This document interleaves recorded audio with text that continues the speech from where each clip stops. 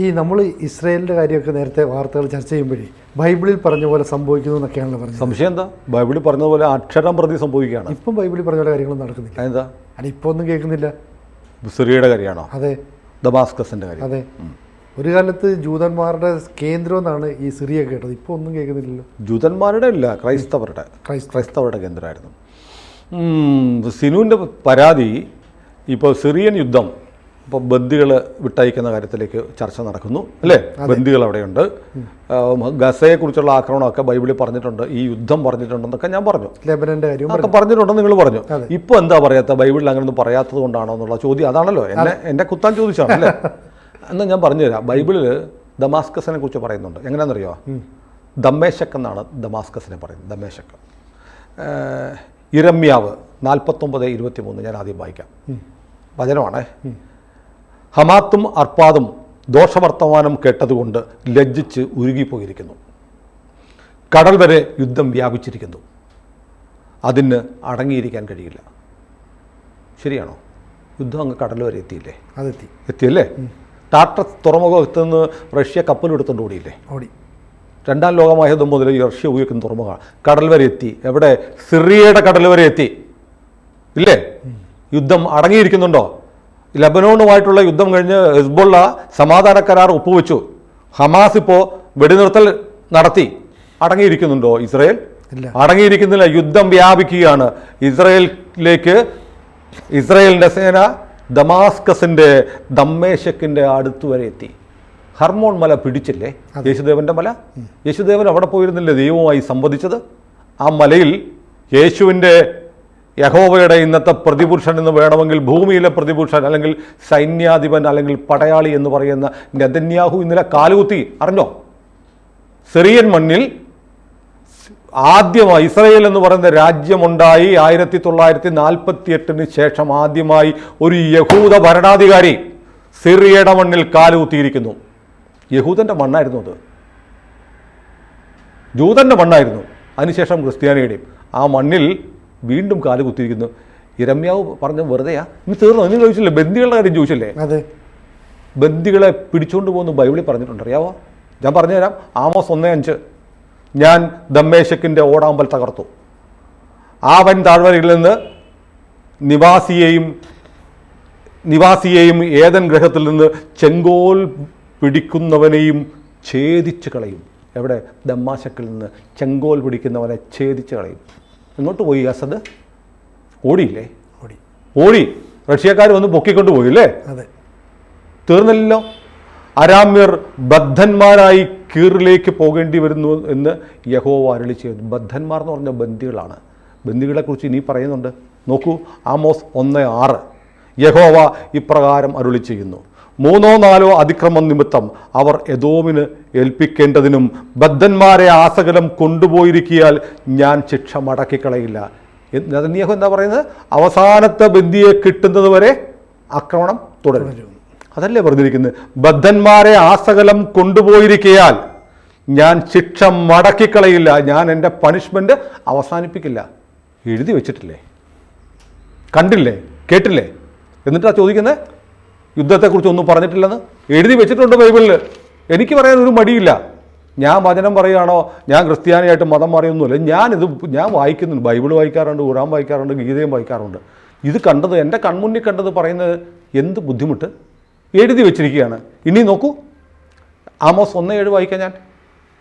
ഇപ്പോൾ current politics ഒന്ന് connect ചെയ്ത് നോക്ക്. ഞാൻ ഗസയുടെ മതിലിനകത്ത് ഒരു തീ അയക്കും, അതതിൻ്റെ അരമനകളെ ദഹിപ്പിച്ച് കളയും. എത്ര വർഷം മുമ്പ് എഴുതിയ? 2500 വർഷങ്ങൾക്ക് മുമ്പ് യേശുദേവൻ്റെ ജനനത്തിന് ശേഷം എഴുതിയതാണ് ബൈബിൾ. ഇതേതാ വർഷം? 2024. എന്ത്? ഞാൻ ഗസയുടെ മതിലിനകത്ത് തീ അയക്കും, അതതിൻ്റെ അരമനകളെ നശിപ്പിച്ച് കളയും. ഗസ ഉണ്ടോ ഇപ്പോൾ? ഇല്ല. എങ്ങനെയുണ്ട്? കല്ലിന്മേൽ കല്ലില്ലാതെ ആയില്ലേ? ആയോ? ബൈബിളിൽ പറഞ്ഞിട്ടില്ലേ? ഇല്ലെന്നാ പറയുക? ആദ്യത്തെ ചോദ്യം പിൻവലിച്ചോ? അതെ. പറയാത്തതൊന്നുമില്ല, എഴുതാത്തതൊന്നുമില്ല, എഴുതി വെച്ചതാണ് നടക്കുന്നത്. ഇനി എഴുതി വെച്ചിരിക്കുന്നത് നടക്കുകയും ചെയ്യും. ബാക്കിയുടെ പറയാം. ദമ്മേശക്കിനെ കുറിച്ചുള്ള ഞാൻ വായിച്ചു. ഇരമ്യാവ് 49:23 ഞാൻ വായിച്ചു. ഇനി ശയ്യാവ് 25:2 കേൾക്കണം. നീ നഗരത്തെ കൽക്കുന്നും ഉറപ്പുള്ള പട്ടണത്തെ ശൂന്യവും അന്യന്മാരുടെ അരമനകളെ നഗരമല്ലാത്ത വണ്ണവും ആക്കി തീർത്തു. അല്ലേ? ലെബനോൺ എങ്ങനെയുണ്ട്? ഗസ എങ്ങനെയുണ്ട്? സിറിയ എങ്ങനെയുണ്ട്? പട്ടണത്തെ ശൂന്യമാക്കിയില്ലേ? ഗസയെ ശൂന്യമാക്കിയല്ലേ? അരമനകളെ തകർത്തില്ലേ? അസദിൻ്റെ അരമനയിൽ കയറി ആളുകൾ എടുത്തുകൊണ്ട് പോയില്ലേ? അരമന ശൂന്യമായി പോയി ഇല്ലേ? കൊള്ളയടിച്ചുകൊണ്ട് പോയില്ലേ ജനങ്ങൾ? എന്നിട്ടോ അതൊരു നാളും ഇനി പണിയുകയില്ല. പണിയോ ഇനി ഗസയിൽ? ഹമാസ് കോട്ട പണിയോ? കൊട്ടാരം പണിയോ? ഹിസ്ബുള്ള പണിയോ? ലെബനോട് പോയില്ലേ? ലിറ്റാനി നദിക്കപ്പുറത്തേക്ക് ഓടിയില്ലേ? ആരാ പറഞ്ഞിരിക്കുന്നത്? 100 വർഷം മുമ്പല്ല, 200 വർഷം മുമ്പല്ല, 1000 വർഷം മുമ്പല്ല എഴുതി വച്ചിരിക്കുക. എവിടെ? യെശയ്യാവ് 25:2 ബൈബിളാ. അപ്പോൾ ബൈബിളിൽ പറഞ്ഞ ഓരോ കാര്യങ്ങളും നടന്നിട്ടുണ്ടോ? ഇപ്പോൾ ഇത്രയും ഞാൻ വായിച്ചതിൽ നിന്ന് ഇത് ഏതെങ്കിലും നടന്നില്ല എന്ന് സിനുവിന് പറയാമോ? പറ്റില്ല. ഏതെങ്കിലും പ്രേക്ഷകന് പറയാമോ? പറ്റില്ല. അത് സത്യമാണ്. അതുകൊണ്ടാണ് അതിനെ ക്രൈസ്തവർ സത്യവേദ പുസ്തകം എന്ന് വിളിക്കുന്നത്. നിങ്ങൾക്ക് വിളിക്കാം, വിളിക്കാതിരിക്കാം. പക്ഷേ എന്നെ സംബന്ധിച്ച് ഞാനൊരു വിദ്യാർത്ഥിയാണ്, വായിക്കുന്ന ആളാണ്. എല്ലാ പുസ്തകവും വായിക്കും, ബൈബിളും വായിച്ചു. ഞാൻ യുദ്ധം തുടങ്ങിയപ്പോൾ യുദ്ധത്തിൽ എന്നോട് എൻ്റെ സുഹൃത്ത് കൊട്ടാരക്കരയുള്ള മഞ്ജു ടീച്ചറും ഇന്നലെ എൻ്റെ സുഹൃത്ത് റീന ഇസ്രയേലിൽ നിന്ന് വിളിച്ചു. റീന എന്നോട് പറഞ്ഞു, എന്താണ് പക്ഷേ നിങ്ങൾ ഈ സിറിയൻ യുദ്ധമൊക്കെ നടന്നിട്ട് അത് ബൈബിളിൽ പറയുന്നുണ്ടല്ലോ, നിങ്ങളത് ശ്രദ്ധിച്ചില്ലേ? നമ്മൾ മറ്റു തിരക്കുകളുകൊണ്ട് ശ്രദ്ധിച്ചില്ലായിരുന്നു. അതൊരു നമ്മുടെ കുറ്റം, നമ്മുടെ പിഴ, എൻ്റെ പിഴ. മിയാ കുൽപ്പ എന്ന് പറഞ്ഞാൽ എൻ്റെ പിഴ, മിയ മാക്സിമ കുൽപ്പ എന്ന് പറഞ്ഞാൽ എൻ്റെ വലിയ പിഴ. ആ തെറ്റ് നമ്മൾ തിരുത്തുകയാണ്. റീന വിളിക്കുമ്പോഴാണ് ഇസ്രയേലിൽ നിന്ന് റീന വിളിച്ച് ചോദിച്ചു, നിങ്ങളെന്താ അത് ചെയ്യാത്തത്? ഇതൊക്കെ ബൈബിളിൽ പറഞ്ഞത് അറിയില്ലേ? പുസ്തകം എടുത്ത് നോക്കി, ശരിയാണ്, ഞാൻ നോട്ട് കുറിച്ചു, അത് പറയുക. തീർന്നില്ല, ഇനി ബാക്കി പറയാം. 25:12 നിന്റെ ഉറപ്പും ഉയരവുമുള്ള മതിലുകളെ അവൻ താഴെ നിലത്തിട്ട് പൊടിയാക്കി കളയും. ഗസയിലൊന്ന് പോയി നോക്കൂ, നിങ്ങൾ ലെബനോണിലൊന്ന് പോയി നോക്കൂ. പൊടിയല്ലേ? പൊടിയല്ലാതെ എന്തുണ്ട്? ഒന്നുമില്ല, പൊടി ധൂളിയാണല്ലേ? കട്ടകളാണ്. വലിയ കോൺക്രീറ്റൻ കെട്ടിടങ്ങൾ തവിട് പൊടിയായി, കോൺക്രീറ്റ് കഷ്ണങ്ങളായി, കോൺക്രീറ്റ് പൊടിയായി കിടക്കുകയാണ്. എഴുതി വെച്ചിട്ടില്ലേ? വീണ്ടും ഞാൻ ചോദിക്കും, എഴുതി വെച്ചിട്ടില്ലേ? 26:5 എല്ലാ യെശയ്യാവാണ് കേട്ടോ. അവൻ ഉയരത്തിൽ പാർക്കുന്നവരെ ഉന്നത നഗരത്തെ തന്നെ താഴ്ത്തി തള്ളിയിട്ട് നിലം പരിശാക്കി പൊടിയിലിട്ട് കളഞ്ഞിരിക്കുന്നു. എങ്ങനെയുണ്ട് സിറിയ? എങ്ങനെയുണ്ട് ലെബനോൺ? എങ്ങനെയുണ്ട് നിങ്ങൾ ഉണ്ടാക്കിയെടുത്ത ഇറാൻ? ഉണ്ടോ? ഇല്ല. സൈനിക താവളം ഉണ്ടോ? പ്രാചീൻ സൈനിക താവളം പോയോ? അവിടുത്തെ രഹസ്യ ആണവ കേന്ദ്രം പോയോ? ഒരു മിസൈൽ അയക്കാൻ പറ്റുന്നുണ്ടോ ആയത്തുള്ള ഖമനയിക്ക്? ഖമനയി ഉണ്ടോ? എഴുന്നേറ്റ് നടക്കുന്നുണ്ടോ കുഴിയിൽ നിന്ന്? ഉണ്ടോ? നിന്റെ വലിയ നഗരത്തെ താഴ്ത്തി തള്ളിയിട്ട് നിലം പരിശാക്കി പൊടിയിലിട്ട് കളഞ്ഞിരിക്കുന്നു. നീ തീർന്നില്ല. സിനുവിൻ്റെ സംശയങ്ങൾ ഞാനിങ്ങനെ മാന്തി എടുക്കുകയാണ്. ഇനി 27:12 അന്നാളിൽ യഹോവ നദി മുതൽ മിസ്രയീം വരെ കറ്റമെതിക്കും, ചവിട്ടി മെതിക്കും. യഹോവ ഈ അവസാന യുദ്ധം നയിക്കാൻ സാക്ഷാൽ യഹോവ തന്നെ വരുമെന്നാണ് ക്രൈസ്തവരും ജൂതന്മാരും വിശ്വസിക്കുന്നത്. എന്നിട്ടോ ഇസ്രായേൽ മക്കളെ, നിങ്ങളെ ഓരോരുത്തരെയായി പെറുക്കിയെടുക്കും. എന്തിനാണ് പെറുക്കിയെടുക്കുന്നത്? സംരക്ഷിക്കാൻ, ചേർത്ത് നിർത്താൻ അല്ലേ? ആര്? യഹോവ. ആര് പറയുന്നതെന്നറിയോ? ബൈബിൾ. കാണുന്നില്ലേ നമ്മളത്? ഇനി 49:3 ഇസ്രായേലേ, നീ എൻ്റെ ദാസൻ, ഞാൻ നിന്നിൽ മഹത്വീകരിക്കപ്പെടും. ഇസ്രായേൽ എൻ്റെ ദാസനാണെന്ന് പറയാണ്. നിന്നിലൂടെ ഞാൻ മഹത്വവൽക്കരിക്കപ്പെടും. ഇസ്രായേൽ ജയിക്കുമ്പോൾ മഹത്വവൽക്കരിക്കപ്പെടുന്ന യഹോവയാണ്, യേശുദേവനാണ്. ഇനി ഏറ്റവും അവസാനം പറയാം, എന്തുകൊണ്ട് ഇസ്രായേലിനെ ചേർത്ത് നിർത്തുന്നു ലോകത്തെമ്പാടുമുള്ള ജൂതന്മാരും ക്രൈസ്തവരും. ചിലർക്ക് ഇവിടെ വന്നിട്ട് പറയുമല്ലോ, നിങ്ങളുടെ യേശുവിനെ കുരിശിൽ കയറ്റി കൊന്ന ആളാണ് ആര്? ജൂതന്മാർ.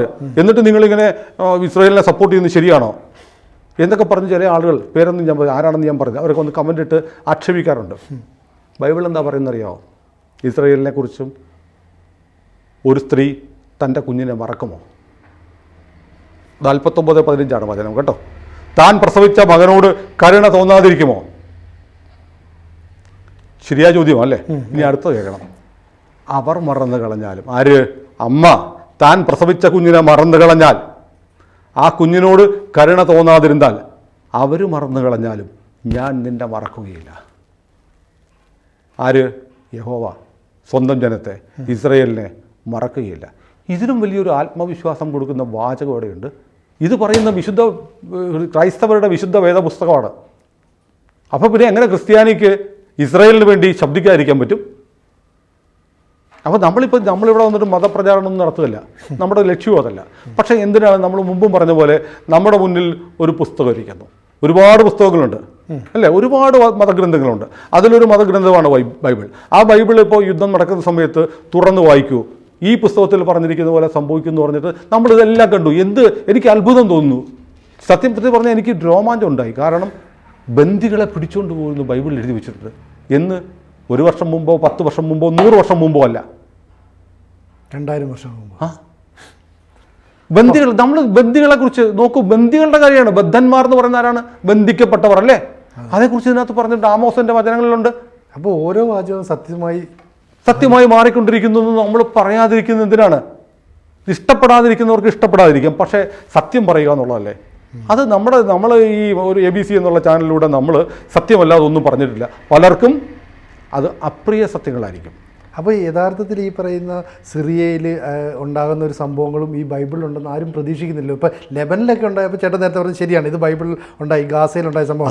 സിറിയയുമായി കണക്ട് ചെയ്യുമ്പോൾ അതാ നമ്മൾ സിറിയ അത് നമ്മുടെ കുഴപ്പമാണ്. ഞാൻ പറഞ്ഞില്ലേ, എൻ്റെ പിഴയാണ്.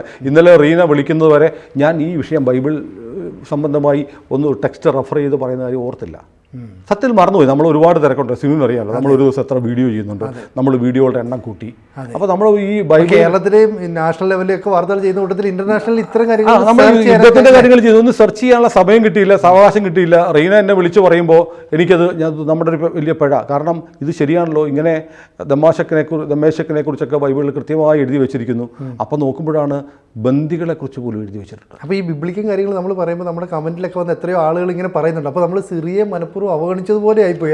അത് നമ്മുടെ വീഴ്ചയാണ്. നമ്മളത് പരിഹരിച്ചു. അപ്പോൾ നമ്മളെ സംബന്ധിച്ച് നമുക്ക് സത്യം, അത് ബൈബിളാവട്ടെ ഖുറാനാവട്ടെ, നമ്മൾ ഈ മുസ്ലിം വിരുദ്ധമായ സ്റ്റോറികൾ നമ്മൾ ചെയ്യുന്നു, വാർത്ത നമ്മൾ ചെയ്യുന്നു പറഞ്ഞു നമ്മൾ മുസ്ലിങ്ങൾക്ക് അനുകൂലമായിട്ട് ചെയ്തിട്ടുണ്ടല്ലോ. ഏതാണ്? മുസ്ലിങ്ങൾക്ക് സർക്കാർ ശമ്പളം കൊടുക്കുന്നു, മറ്റേ മദ്രസകൾ പഠിപ്പിക്കുന്നത് ശമ്പളവും പെൻഷനും സർക്കാർ കൊടുക്കുന്നു, അവർക്ക് 25,000-30,000 രൂപ ശമ്പളമുണ്ട് എന്ന് പറയുന്ന പച്ചക്കള്ളമാണെന്ന് നമ്മൾ ചെയ്തു. എന്ത് കാര്യത്തിനാ?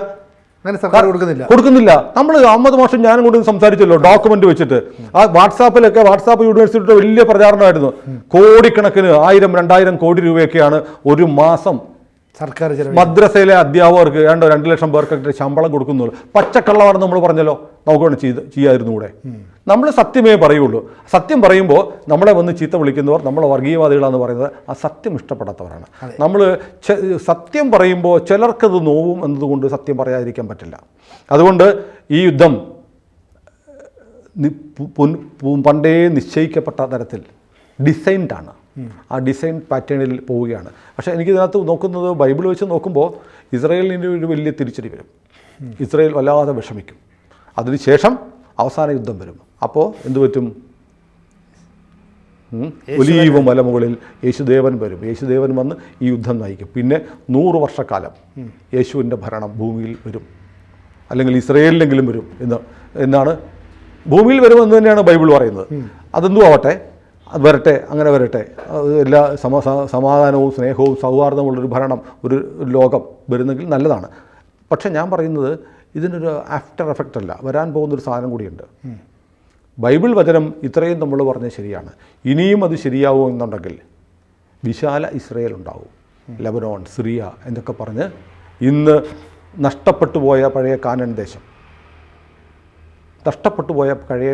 ദേശം തിരിച്ചു വരികയും വിശാല ഇസ്രായേൽ, യഹൂദന്മാരുടെയും ക്രൈസ്തവരുടെയും മദർലാൻഡ് എന്ന് വിളിക്കാവുന്ന ആ ഭൂപ്രദേശം പുതിയൊരു ഭൂപടം ഉണ്ടായി വരും. ഞാൻ വിശ്വസിക്കുന്നു അങ്ങനൊരു ഭൂപടം ഉണ്ടായി വരിക തന്നെ ചെയ്യും. അത് എൻ്റെ വിശ്വാസമാണ്. ആ വിശ്വാസത്തിന് ഞാൻ ഈ പുസ്തകത്തെ ആധാരമാക്കുന്നു. അതും എൻ്റെ വിശ്വാസമാണ്. കൂടുതൽ വാർത്തകളും വിശേഷങ്ങളും നിങ്ങളിലേക്ക് എത്താൻ ABC മലയാളം സബ്സ്ക്രൈബ് ചെയ്യുക, ബെൽ ബട്ടണും അമർത്തുക.